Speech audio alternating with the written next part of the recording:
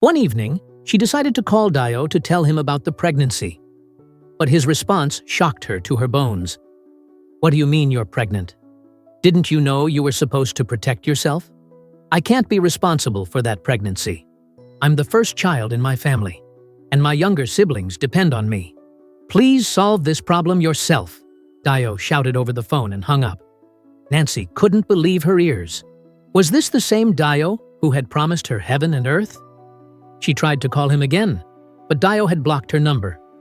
Whenever she tried calling him with another number, as soon as he heard her voice, he would hang up and block that number too.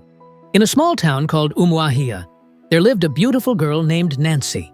She was raised in a strict religious home where her parents watched her every move. They never allowed her to hang out with friends or talk to boys. Even standing with a boy on the street was seen as bad behavior. Nancy's parents were quiet and simple people, but Nancy was different. She always wanted to have fun, explore the world, and have a boyfriend like her friends at school. Her parents knew what kind of daughter they had, so they kept her under close watch.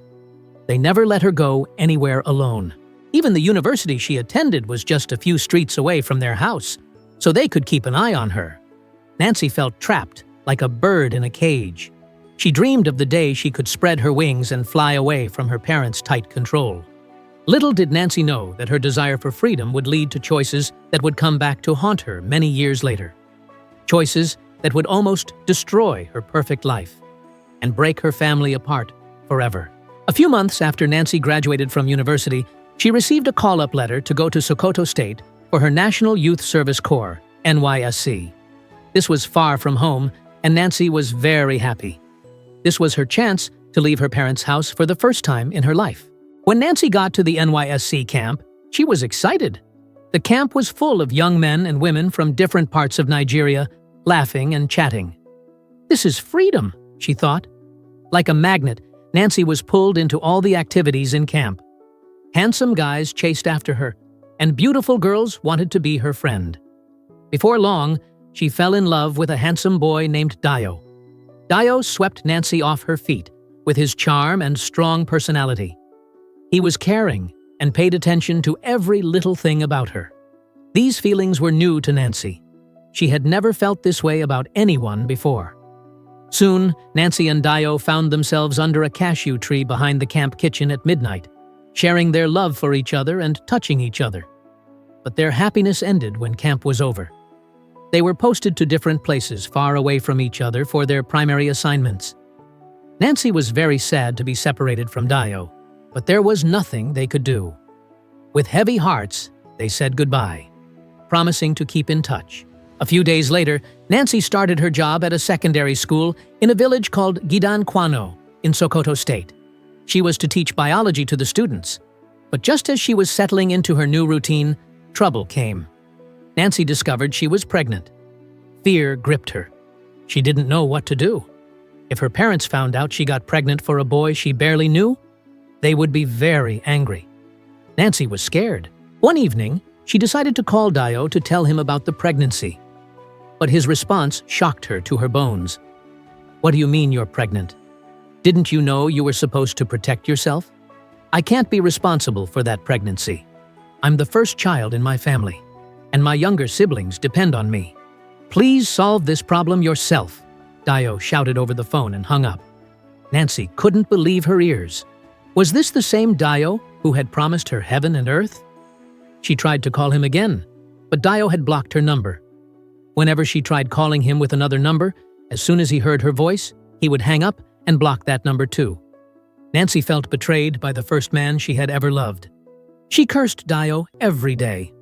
Her eyes had finally seen her ears in Dio's true character. As weeks passed, Nancy struggled to hide her growing belly.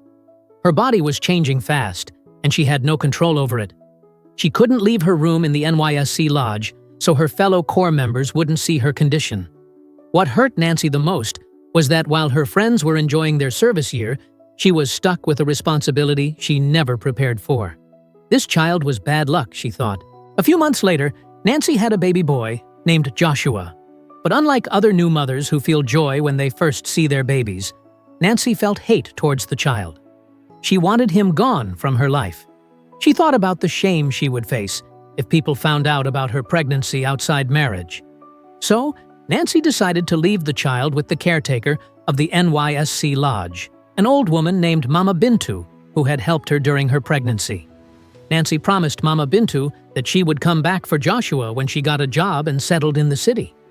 Then Nancy returned to the city as if nothing had ever happened, closing that ugly chapter of her life.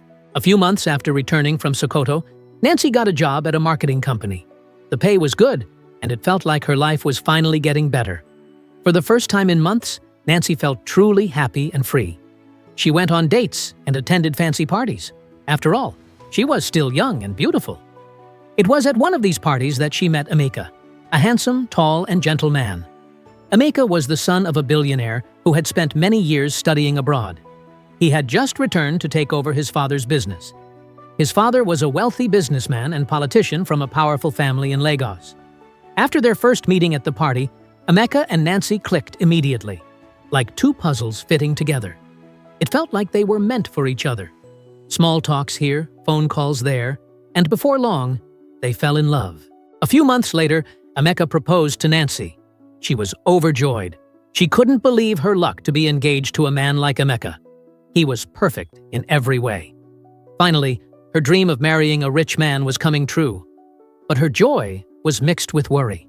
She kept thinking about her son, Joshua. She had promised Mama Bintu to come back for him when she settled down. She was settled now, and life was going well for her. But she couldn't bear to reveal that part of her life to anyone, especially her fiancé, Emeka. She feared that Emeka would leave her, and his family would never allow him to marry a single mother if they found out she had a son. After thinking long and hard, Nancy decided that leaving Joshua with Mama Bintu was the best option for everyone. A few weeks later, Nancy got married to Emeka. The wedding was a big society event with wealthy guests from all walks of life. Nancy was filled with joy. Right after the wedding, Emeka took Nancy to Paris for their honeymoon. When they returned, Nancy got caught up in her new life as a rich wife. She hosted fancy parties, went on expensive trips to Dubai and Paris, and bought expensive things. She completely forgot about her son in the village. A few months later, Nancy got pregnant, and the couple was very happy to be starting a family. Emeka showered Nancy with expensive gifts. He even bought her a new Mercedes-Benz and expensive jewelry made of pure diamonds. Life was good for Nancy, but life was not good for Mama Bintu and Joshua back in the village. Mama Bintu's health was getting worse every day. She could no longer do the things she used to do, and taking care of Joshua was becoming harder. She called Nancy many times to come and take her son to the city, but Nancy never responded. Eventually, Nancy stopped taking the old woman's calls. Mama Bintu felt like a problem that Nancy wanted to get rid of. Nancy was now pregnant with her husband's child and didn't want any stress in her marriage. Months passed, and Mama Bintu became very sick. One night, she died, leaving Joshua, who was now 3 years old, alone with no one to care for him. Mama Bintu was buried by the villagers because she had no children or relatives. But they didn't know what to do with the little boy, and nobody wanted to take in a strange child. That was how Joshua became a village child who wandered around with dirty and torn clothes. Sometimes the villagers would feel sorry for him and give him food. Other times, he would go hungry or eat trash from the garbage. Joshua became a burden to the villagers, a problem they couldn't solve. One day, a beautiful doctor named Zainab came to the village market for a medical outreach program. Dr. Zainab ran an organization that helped people in rural areas get medical care. She was a regular visitor to the village, and everyone knew and loved her. That day, as Dr. Zainab was walking around the market greeting the villagers and checking on them, she saw a small, thin child sitting in a corner. His clothes were dirty and torn. Dr. Zainab was shocked and surprised at the state the child was in. She went to him and asked what he was doing there and where his parents were. But the boy just sat there, not speaking, staring back at her with eyes that begged for help. Zainab asked the villagers about the child's parents, but they said no one knew where he came from. They told Dr. Zainab that the poor woman who was taking care of him had died some weeks ago, and nobody wanted to take him in because they were afraid the child might be cursed. The doctor's heart broke at the villagers' words. She picked up Joshua, who was too weak to protest a stranger carrying him, and took him to her lodgings in the village. That day, Dr. Zainab bathed him, changed his dirty rags into fresh, clean clothes, and gave him food to eat. But Joshua could barely hold his spoon. He had become so weak and looked malnourished. Dr. Zainab could tell that the child was in pain. She tried to talk to him to find out if he was hurting somewhere, but Joshua didn't speak. He hadn't said a word since Mama Bintu died. Worried, Dr. Zainab took Joshua to the village clinic and ran some tests on him. She found out that the boy had a high fever and a stomach infection from eating garbage from the streets. Zainab's heart broke when she looked at the poor child.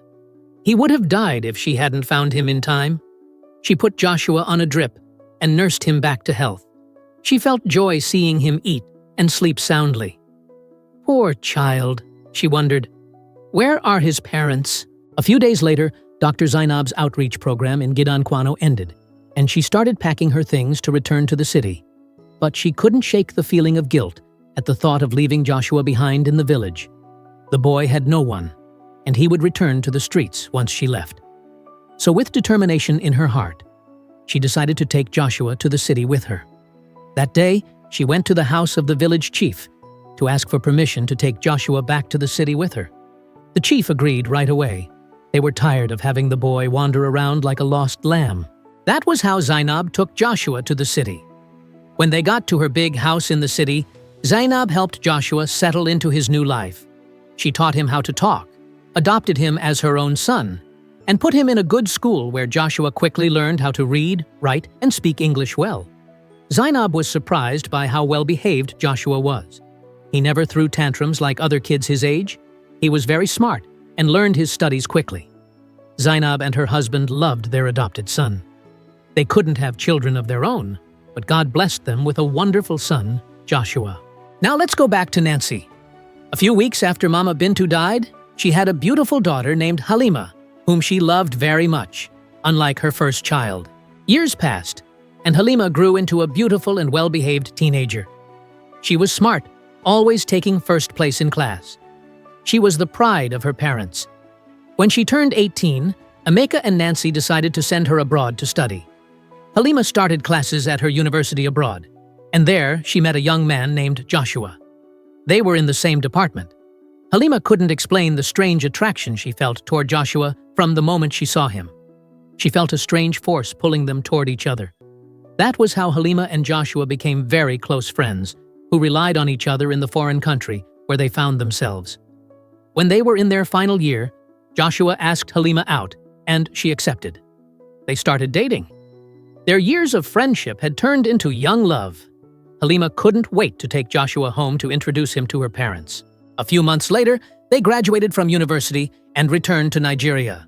One day, Halima invited Joshua to her parents' mansion to introduce her boyfriend, whom she planned to marry, to her parents. When Joshua arrived at the mansion, Nancy and Emeka greeted him warmly. Joshua was handsome and smart. They immediately approved of their relationship.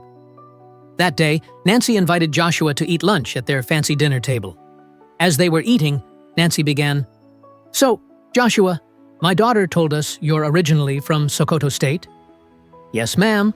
I'm from Gidankwano in Sokoto State," Joshua replied as he took a big gulp of cold juice to wash down the food in his mouth.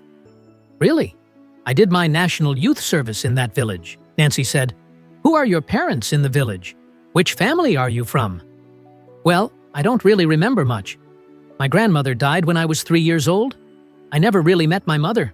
I was told she abandoned me with my grandmother. My grandmother's name was Mama Bintu. She was the caretaker of the NYSC lodge back then." Nancy froze in shock at the mention of the name. She almost choked on her food. She remembered Mama Bintu very well. She had left her son with her many years ago. Now this young man was claiming to be Mama Bintu's grandson. Nancy put 2 and 2 together, and she was terrified at the possibility that Joshua was her son whom she had abandoned in the village. She was shaken with fear. She hoped her guesses were wrong. If not, all her secrets would be exposed, and there would be big trouble.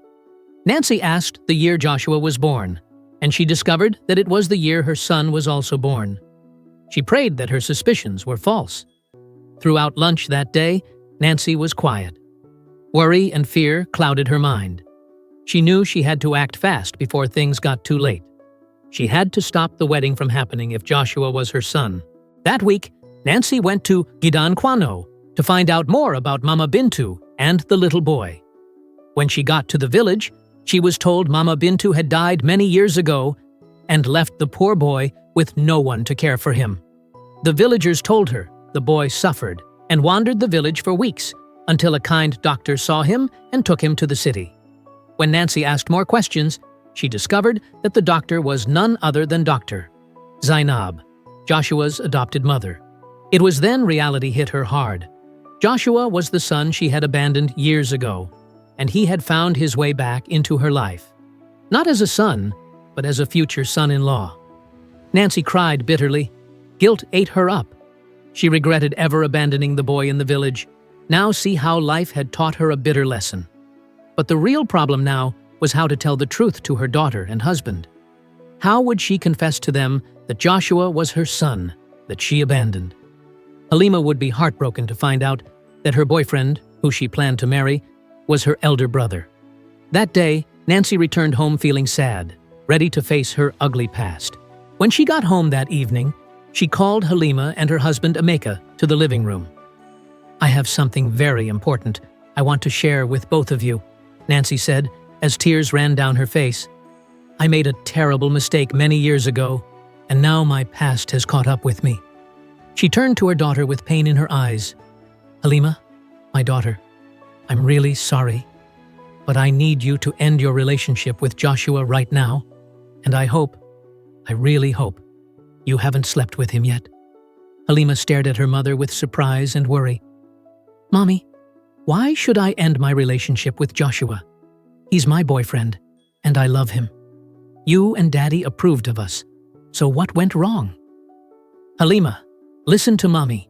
You can't marry Joshua. Please end your relationship with him." "Mommy, you can't tell me to end my relationship with a good man like Joshua without a proper explanation. I love him, and I must marry him. I will marry him no matter what you say." "Halima, you can't marry Joshua because he's your brother.